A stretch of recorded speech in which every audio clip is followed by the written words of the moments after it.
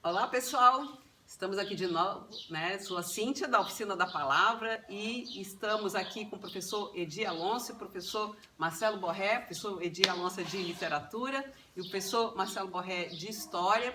E vamos, mais uma vez, aqui tentar fazer as conexões entre redação, literatura e história, né?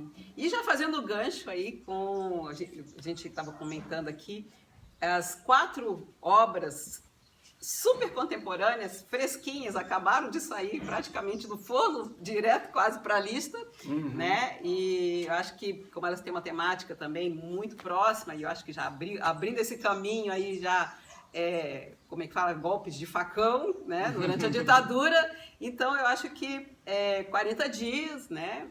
Olhos d'Água, Fantasias Eletivas e Vitória Valentina. E Edi?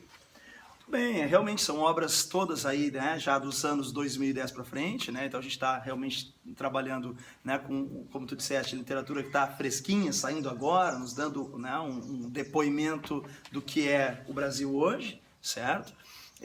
E a gente percebe, como o Marcelo falou, que algumas lutas, né, elas são históricas e permanecem, né, e que ainda somos os mesmos, né, e vivemos, quem sabe, não como nossos pais, mas como nossos tataravós, quem sabe nossos trisavós. Isso é um tanto quanto preocupante, mas também deve ser elemento motivador para a nossa luta continuar. E eu acho que a prova da UFSC é uma prova que acaba, então, tendo também um viés bastante comprometido, né, com essas reflexões. A gente vai perceber aí que na prova passada, a gente citou agora há pouco o e falou da questão ali, por exemplo, do conto Aqueles Dois e do preconceito de gênero, que é uma discussão que, infelizmente, ela continua tendo que ser bastante atual, né? Porque ainda existe esse fenômeno gerando violência, repressão, como o Marcelo bem comentou.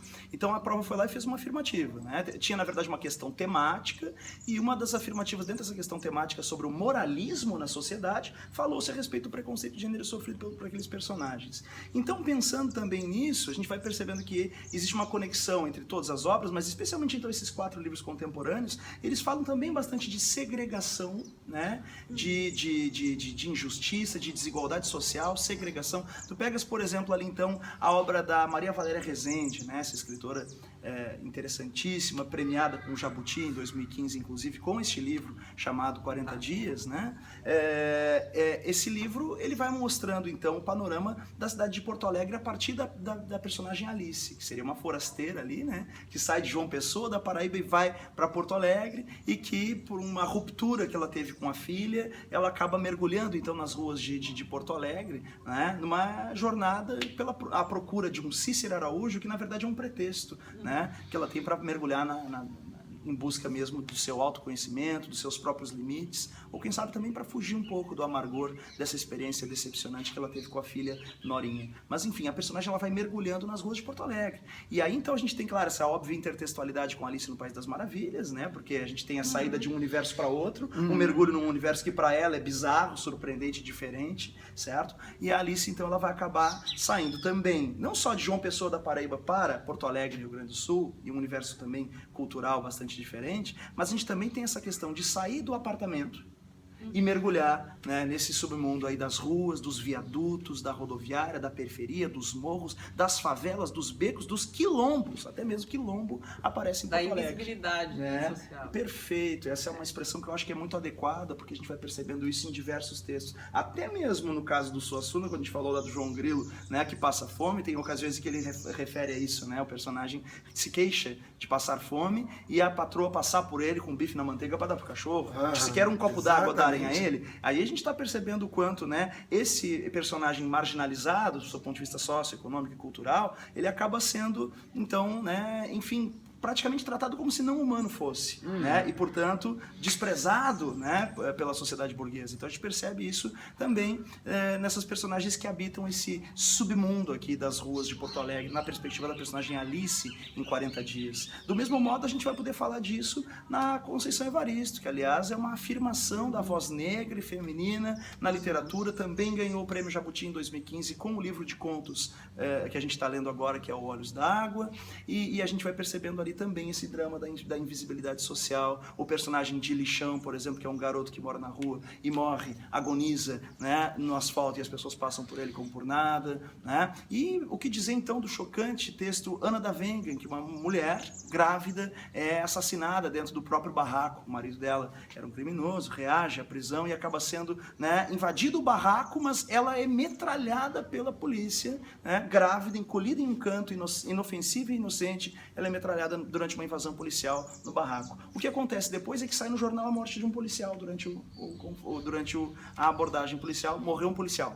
Não se fala da Ana. Então a gente tem aqui simbolicamente também essa questão, né, da invisibilidade social. E eu acho que o esforço da Conceição Evaristo é justamente marcar, né, a existência dessa comunidade negra no Brasil, a importância dela, também as raízes culturais negras que estão presentes entre nós, a referência constante ao candomblé. Tem um belíssimo conto chamado Olhos d'Água, que vai fazendo, realmente dá título à obra, né? Faz aí esse panorama de 3 gerações de mulheres negras que se reconhecem no olhar, e ali a referência aos olhos d'água, olhos de mamãe Oxum, diz o conto, né? E Oxum é essa divindade feminina que representa a resistência feminina e ao mesmo tempo, né, traz referência aqui às águas, às lágrimas, às emoções, à feminilidade, mas também à resistência. É bom lembrar que Oxum, segundo a mitologia do candomblé, ela teria sido excluída das decisões dos orixás por ser mulher, então ela esteriliza as fontes, as águas e a vida até que ela seja incluída novamente, ouvida, se faça, né, ouvir e perceber como voz ativa, atuante. Então a gente também tem essa simbologia já no primeiro conto do livro, né? Então essa necessidade de reforçar a presença, né, da mulher, da comunidade negra, né, e se fazer ouvir essa voz que é tão importante quanto todas as demais na construção, né, da nossa sociedade. Então a gente tem aí Olhos d'Água, a gente já falou também de 40 dias, ainda temos o Vitória Valentina. A Elvira Wigner, ela até se refere à obra como uma HQ feminista, né? Até humildemente chamou o livro de HQ, História em Quadrinhos, né? E a Cíntia falou ali em novela gráfica, né? É uma graphic novel, sim, o conceito mais adequado até seria esse, né? De romance gráfico, novela gráfica, porque é mais sofisticado do que uma simples HQ na trama, né? E nas próprias ilustrações. Então a Elvira, ela ilustra e coloca o texto, e esse texto ele está recheado de reflexões de muita atualidade, também fala sobre essa questão da segregação. A Elvira Wigner, ela comenta até na contracapa do livro que o personagem Nando, por exemplo, ele é motoboy, negro e gay. Uma coisa que chama muito a atenção e que eu não poderia deixar de comentar aqui nessa nossa conversa é o fato de que durante as páginas do livro o personagem Nando, ele não é sequer, digamos assim, não é sequer feita a sugestão de que ele seria homossexual durante toda a trama. E lá na contracapa eu viro e diz, motoboy, negro e homossexual. Né? Motoboy, negro e gay. Ora, tu vais pensar, isso é uma incoerência, por que ela fez isso? Existe uma razão disso? Existe uma razão disso. Ela faz uma provocação com a gente, certo? Quando eu coloco o Nando como gay lá na contracapa e durante toda a trama, ele não... Você não vê que ele é gay? Não tem essa, né? Não tem uma pista, não tem um indício disso. Isso acaba tendo um significado importante, que é justamente essa discussão sobre o porquê que o cara... O que caracteriza o personagem como homossexual? Tem que botar purpurina nele? O que ele tem que ser para ser gay, né? Então, quer dizer, tem que cumprir com o estereótipo, exatamente. Exatamente. Então, de novo, a discussão sobre o estereótipo, né? Muito interessante. Mas aí também tem a questão de classe, também, que vai estar colocado ali. Quer dizer, ele é motoboy, ele é negro, tem cenas que vão fazendo ironias muito fortes. Por exemplo, depois da aventura, os personagens ficam com uma soma considerável em dinheiro. E aí, então, eles ficam imaginando o que fariam com a grana. Aí eles imaginam a cena, a Carla entrando numa loja para comprar roupa cara. Aí a atendente pergunta, vai pagar como? Olha, não é a grana que vai resolver o nosso problema de fundo, né? Porque a gente vai ter outras questões que são culturais, que são estereótipos também, que vão sendo colocados pela sociedade e que fazem com que a segregação continue acontecendo. Não é o poder aquisitivo que vai resolver os nossos problemas, não é ser capaz de consumir que vai resolver os nossos problemas. Eu também acho que esse foi um grande problema dos últimos anos, né? De um governo dito de esquerda, por exemplo, no Brasil, quando se coloca a ideia, por exemplo, de que dar um upgrade no poder de consumo da população significa dar cidadania para as pessoas. A gente teria que ter ido muito além. Ter acesso ao celular. Questões. Exatamente. É confundir cidadania com consumismo. Exatamente. E aí a Elvira diz na contracapa também que o livro dela é um livro contra o consumismo. Vai aparecer ali também o Nando numa situação em que se ele comprasse um prédio de luxo, ele entraria e diriam para ele, serviço é por ali, tá certo? Então tem essas ironias. O que significa isso então, né? Que a gente está discutindo cidadania na prova, isso é muito importante, né? E ela então diz que é contra o consumismo também a obra, contra o preconceito, contra o racismo, contra o machismo, E aí, então, a gente percebe que no final dessa cena em que os personagens especulam o que fariam com a grana, é dito no final, melhor comprar nada é a melhor vingança, certo? Exatamente. Agora, já que a gente Guardar o nessas dinheiro. questões, ou enfim, né, quem sabe, né, a gente buscar outras experiências de vida que não coloquem dinheiro como uma questão prioritária. Aliás, também ela aparece num livro tão, aparentemente ele é simples, né, é uma história em quadrinhos, seria descontraído, tudo bem, mas tem algumas coisas bem profundas ali. Por exemplo, tem um plano que o personagem faz para flagrar a relação promíscua, a relação criminosa entre um empresário, um grande empresário reconhecido, um homem da sociedade, com um traficante de armas, certo? Só que aí, então, quem bola o plano para flagrar essa relação ali seria o dono de um portal de notícias. Porque o Nando flagrou essa relação e falou pro cara do portal. O cara do portal, a princípio, não quis fazer nada e depois veio com um plano pronto. Só que o plano já estava pronto para dar errado. Por que isso? Acaba insinuado ali, de maneira muito inteligente pela Elvira, que o cara do portal... É até dito isso no texto, né? O Nando diz assim, cara, a gente não entende nada de marketing. Se bobear, o empresário anuncia no portal. Ali está fazendo justamente a jogada de que existe um interesse da imprensa, por exemplo, da grande imprensa também, né? Vinculado com determinados interesses econômicos. E aí, será que existe liberdade de imprensa?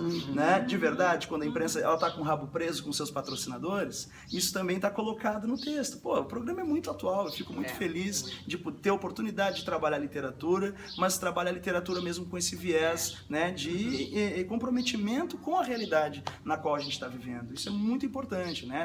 Essas provas que ficam aí, por exemplo, qual é o nome do autor de Dona Guidinha do Poço? Isso aí não nos ajuda em nada a construir cidadãos críticos e capazes de aproveitar essa chance que é entrar na universidade, se formar, bons profissionais, cidadãos e capazes de interferir nessa realidade social, com outro olhar.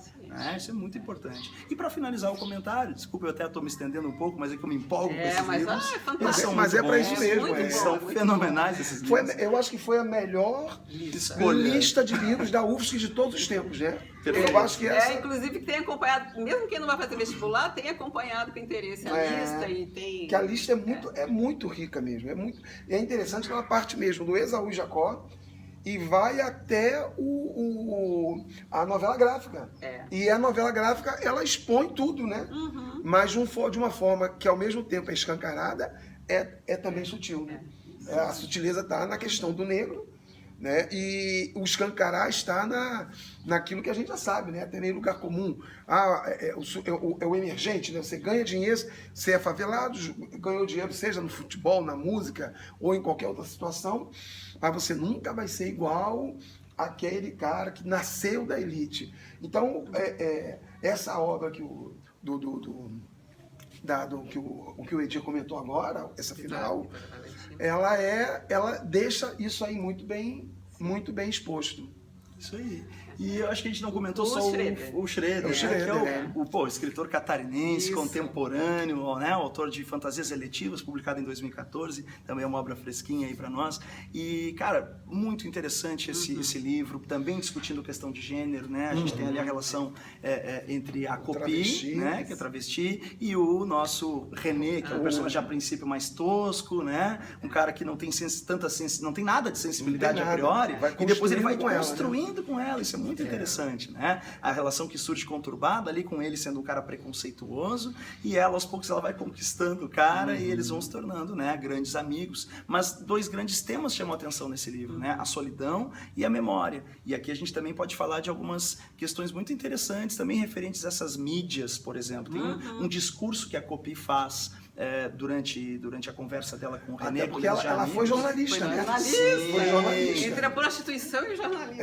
Aliás, agora eu vou aproveitar esse gancho, porque ela tem uma frase ali que é incrível, né? O René ele fica curioso em saber como é que ela se tornou quem ela se tornou, né? Tipo, ela era jornalista, formada, né? Já na Argentina e tal, trabalhou em Buenos Aires, né? No Clarín, que é um veículo midiático bastante conhecido na Argentina, né? Que seria a Globo Argentina, então já deve imaginar o que é o Clarín. O que está por trás do Clarín. Por trás, pela frente, em cima e embaixo. É verdade, a gente já está conectando com o que a gente acabou de falar de Elvira Vigna, né? Mas então, olha só, aí ela vai se tornar travesti e vai passar a se prostituir em Balneário Camboriú, né? Tendo uma nova vida, abandonando, deixando tudo para trás e passando a ter essa vida. O René, que é esse personagem mais tosco, como eu te falei, ele pergunta para ela, mas como você se transformou? E ela, nisso? Nessa coisa? E ele, não foi isso que eu quis dizer. E ela, não, olha, há duas maneiras de lidar com desejo, né? Ou você apaga o extintor, que é o que as pessoas geralmente costumam fazer, ou você deixa o fogo se alastrar.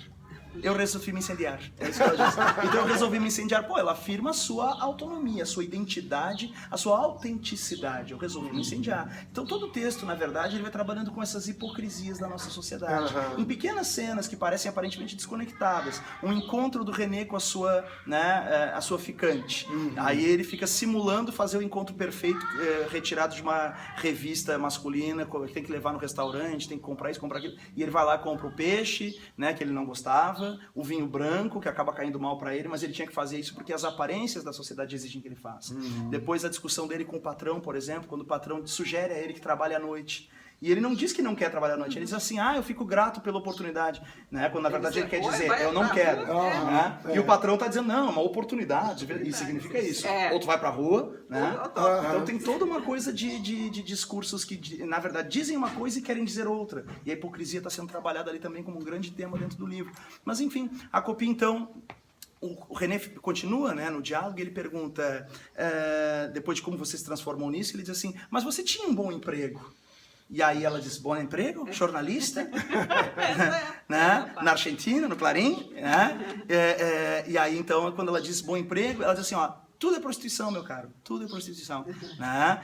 Uns vendem a cabeça, uns vendem o corpo, outros a cabeça. Né? Então é tudo prostituição, todo mundo dá o cu. Essa é a expressão que ela usa. Né? Então o que significa isso? Né? Na verdade, a gente também está colocando em crítica, aqui em questão, os valores dessa sociedade, nos quais nós temos muitas vezes realmente que assoviar canções que nós não gostamos para sobreviver, como diria Oswaldo Montenegro. Né? Então é isso, a gente está percebendo aí que existe uma questão de valores que está sendo colocada na prova, de cidadania. Eu acho que todos os livros contribuem substancialmente para essa reflexão, e isso vai ser abordado na parte de português, e se bobear também. Aí a Cíntia vai história, como isso pode tocar a prova dela. Nesse livro tem a questão da fotografia, que é a questão da imagem. Hoje eu também vejo como um tema. Né? Ali ele fala, ele usa de forma textual a fotografia como uma narrativa, como contar histórias. A própria obra, Fantasias Eletivas, termina com várias imagens. E a imagem instantânea, porque a Polaroid, quando você não tinha a fotografia digital, era o instantâneo, então era você congelar um momento e contar histórias. Então eu também vejo uma conexão para tema de traçar. Hoje a gente é inundado por imagens, né? Então as redes sociais, então a fotografia, além de ser uma arte, mas ela acabou se banalizando também, né? Então acho que a questão da imagem como narrativa, como uma série de fontes de temas, eu acho que também é uma questão, né? É isso, eu acho que o lance é além do que se vê, né? Quer dizer, a questão da imagem, a imagem é o aparente, né? E a Coppi é justamente uma forma de questionar esse aparente, né? Buscando o essencial. E aí ela pega e questiona mesmo essa parada, inclusive, de estar todo mundo olhando pra tela. Ela tem um momento que ela diz isso, né? Tá todo mundo olhando pra tela o tempo inteiro. Ela diz que jogou a televisão no chão, quebrou, coisa e tal. Ela faz algum discurso nesse sentido, mas fica bem evidente, então, né? Uma refutação dessa sociedade das aparências. Não é à toa que Balneário Camboriú é o cenário, é o cenário do romance, né? Que é a cidade considerada o lado underground de Balneário, porque na baixa temporada, né? Então, assim, quando essas coisas que não estão tão na mídia evidente aparecem, Exato. Né? Tá por trás das aparências. Isso é muito legal, muito bacana o livro. Show de bola. E pra gente finalizar aqui, o que a gente pode fechar? O que vocês fechariam essa lista aí pra gente deixar a última reflexão para eles? Eu penso que, historicamente, a prova de história ela caminha sempre em dois sentidos. Ela leva muito em conta aquilo que está sendo tratado no conteúdo de atualidades, né? Aquilo que está no fervo maior, mas ela caminha paralelamente à literatura sempre, de mãos dadas. Né? Não foram raras as situações em que você pensou elementos da literatura e que esses elementos apareceram numa prova de história. Então, eu concordo plenamente com você. A arte expressa também os valores daquela época, né? Então, Exatamente. seja na literatura, na fotografia, na pintura, Eu, vários meios. eu jogaria muito peso nessa questão da cidadania mesmo, né? Porque das várias formas possíveis, vamos fazer aqui uma retrospectiva dessa nossa conversa. O que era ser cidadão no Brasil de Deodoro? O Deodoro é obrigado a baixar uma regra determinando a naturalização, a ampla naturalização, porque ele não via cidadão no Brasil. O Brasil era recheado de negros que acabavam, a escravidão acabou em 88, estávamos em 89, ou seja, tinha 1 ano e meio de fim da escravidão quando proclamou a República. Então você tem um negro, você tem um índio aldeado, você tem um trabalhador branco pobre e você tem as elites. Fora os imigrantes que você tem espalhados no Brasil inteiro. Então o Deodoro determina a grande naturalização, porque não tem cidadão no Brasil, a cidadania não se manifesta. E aquela famosa frase do Aristides Lobo, né? O povo assistiu a tudo bestializado. O povo não participa da República. Aí vem Ariano Suassuna e aí dispensa qualquer tipo de comentários com relação à ideia de cidadania nos interiores. Eu não gosto de falar do interior do Nordeste, porque parece que no Sul isso não existe. Mas é o Brasil todo. O interior do Rio de Janeiro, o interior de São Paulo, o interior do Espírito Santo, o interior de Santa Catarina. Você tem aí a total ausência de cidadania. Então, o Suassuna, ele bate na tecla com o Chicó da cidadania o tempo todo, né? O Chicó, o próprio cangaceiro, e assim vai.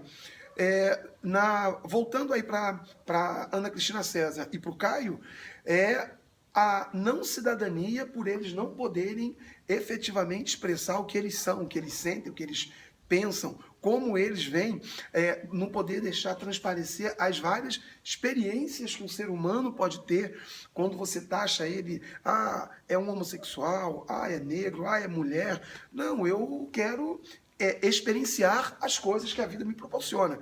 Quando isso não te é permitido, você não está se vendo como cidadão.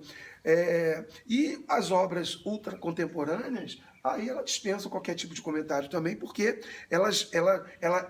aí elas são mais explícitas na denúncia dessa ausência de cidadania. Enquanto nas outras você tem o leitor tem que ser um pouquinho mais sagaz, embora nessas obras você tenha as contemporâneas, você tem ali, você tem eles cutucam, mas não fica tão explícito, é muito mais fácil perceber as denúncias do que nas obras anteriores. Então eu caminharia tranquilamente pela questão aí da cidadania, principalmente com essa do Schroeder que a gente fechou, né?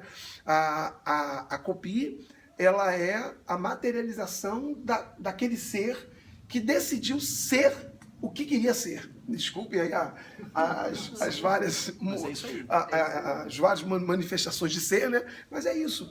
É um travesti que vive em Balneário Camboriú, sofre com tudo aquilo que o underground da noite te permite sofrer, mas ela é feliz. Ela, pelo menos aparentemente, ela diz, eu faço o que eu quero. E de vez em quando ela dá uma porrada num, uma pancada no outro, joga umas palavras de efeito, mas o Renê está perdido, mas ela está feliz. Ela é feliz naquilo que ela se propõe a fazer e a ser. Então ela a gente acabou finalizando com a exposição de um ser que se propõe libertador, que se libertou daquilo que impedia ela de ser feliz, mesmo ela sendo jornalista do maior periódico argentino. Ela, não, eu vou para Balneário Camboriú ser travesti, um travesti prostituto. Ela é isso, né?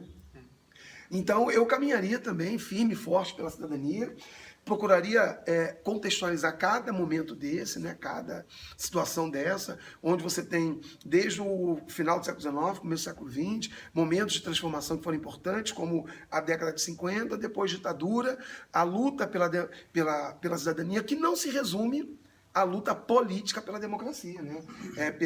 É a luta do seu dia a dia, né? De você fazer valer aquilo que você quer, gosta, sente bem fazendo, e como disse o Edir, né? A gente tem que correr atrás, a gente tem que, né, compor o pão que a gente vai comer amanhã, mas a gente não pode deixar de ser ou de fazer aquilo que nos dê mais prazer. A vida não pode ser só dor. E a luta por essa cidadania, ela bate nessa tecla, ela demonstra isso. Perfeito, olha, eu faço minhas as palavras do Marcelo no que diz respeito ao tema da cidadania, acho que ele é realmente essencial na compreensão desse conjunto das obras, mas acho que então a gente deve pensar também nessa questão dos entraves a obtenção dessa cidadania, ou seja, a grande questão da desigualdade, né, que a gente vai observando aí em várias facetas. A desigualdade na construção do espaço urbano, ela vai aparecendo então em diversas obras, como tu vai percebendo, até mesmo no Esaú e Jacó, a gente tem aquela cena em que a Natividade vai no morro do castelo, né, tenta se ocultar porque não quer ser vista andando no morro, e tem esse contraste entre o morro e o asfalto, né? Entre aspas, né? Tô brincando, mas enfim, é o morro, né? E depois ela vai pro bairro de Botafogo, que é o momento ali em que a gente tá machadeando mesmo, quer dizer, o Machado ele vai ser o cara que faz a crônica da aristocracia, né? Ou pelo menos, né, da burguesia urbana. Então, aliás, mais tarde a gente vai ter um outro escritor que vai ser genial, que vai ser o Lima Barreto, que vai ter esse olhar de cronista da realidade do Rio de Janeiro, mas vai pegar o subúrbio, né? E o Machado é isso, ele é o nosso grande escritor, enfim, mas eu sempre faço essa pequena ressalva, né? Ele é o nosso grande mestre da literatura, mas ele é um escritor que ele enfoca muito essas questões assim do espaço aristocrático, da burguesia do Rio de Janeiro. E eu sou um grande fã do Lima Barreto, que é um cara que mais também marginal, né? Acho que ano que vem pode ser, porque eu acho que a Flip escolheu como tema o Lima Barreto. Exato, a gente já está fazendo prognósticos para 2017, né? Pra gente aqui, né? Essa nossa gurizada que nos assiste aí já vai estar noutra vibe, vai ler Lima Barreto só pelo hobby, né? Só pelo prazer de ler o Lima, né? Gente, então é isso. Nossa, maravilhoso esse bate-papo aqui, uma delícia, não dá vontade de parar. Bom, é verdade, se deixar aí a gente vai longe, né? Mas, muito legal. Agradeço muito o convite, gente. Valeu. Obrigado, gente. Então, até a próxima. Valeu. Tchau, gente.